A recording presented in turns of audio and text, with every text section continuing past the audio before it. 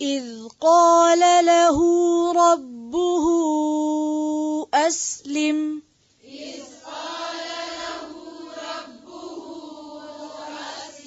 اسلم پھر سے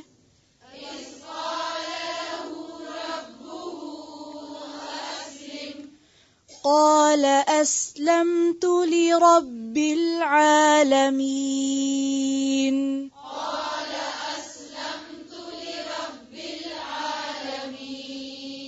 لرب العالمین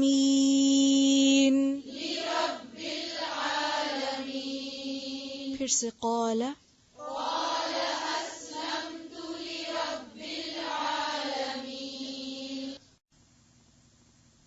اذ قال له ربه، ایسا کب ہوا جب کہا اس کو اس کے رب نے اسلم. اسلم کیا روٹ ہے؟ سین لام میم. سلامتی اسی سے ہے، معنی ہے اطاعت اختیار کرنا. اصل میں مسلم کہتے ہیں اس اونٹ کو جس کی نکیل اس کے مالک کے ہاتھ میں ہو، وہ جدھر چاہے اسے موڑے وہ ادھر ہی مڑتا جائے. جانور کی، خاص طور پہ یہاں اونٹ ہے، اس کے ناک میں جو وہ رسی ڈلی ہوئی ہوتی ہے نا، وہ اس کے مالک کے ہاتھ میں. تو مالک جس رستے سے مڑے، سیدھا جانا چاہے تو وہ سیدھا جائے، دائیں جانا چاہے دائیں جائے، بائیں جانا چاہے تو بائیں، ادھر ادھر مڑتا جائے. تو اسی سے معنی اطاعت کا نکلا ہے. اسلم کا معنی کیا ہے؟ اطاعت کرو، اپنا آپ میرے حوالے کر دو، جیسے میں کہتا ہوں ویسے کر دو. اسلم. قالا، تو انہوں نے فوراً کیا کہا؟ اسلمت، میں نے حوالے کر دیا، میں نے اطاعت قبول کر لی. لرب العالمین، کس کی؟ رب العالمین کی. تو ایسا شخص کیا ہوتا ہے؟ ربانی. جی، ایسا شخص ربانی ہوتا ہے جو رب کا بن جائے، جو اپنے آپ کو رب سے منسوب کر لے. میں تو رب العالمین کا بن گیا. یہی ہوتا ہے ربانی بننا. اذ قال له ربه اسلم قال اسلمت لرب العالمین. جب اس کے رب نے اس سے کہا کہ تو اسلام قبول کر لے، یعنی فرما بردار بن جا، اطاعت قبول کر لے، اپنے آپ کو اپنے رب کے حوالے کر دے. قال اسلمت لرب العالمین، تو اس نے جواب میں کیا کہا؟ میں رب العالمین کے لیے اسلام لے آیا، میں رب والا بن گیا، میں رب کا تابعدار ہو گیا، رب کا فرما بردار ہو گیا. یہ ہے طریقہ ابراہیم، یہ ہے ملت ابراہیم. کیا؟ اسلمت لرب العالمین. اسی طریقے پر تمام انبیاء نے دعوت دی.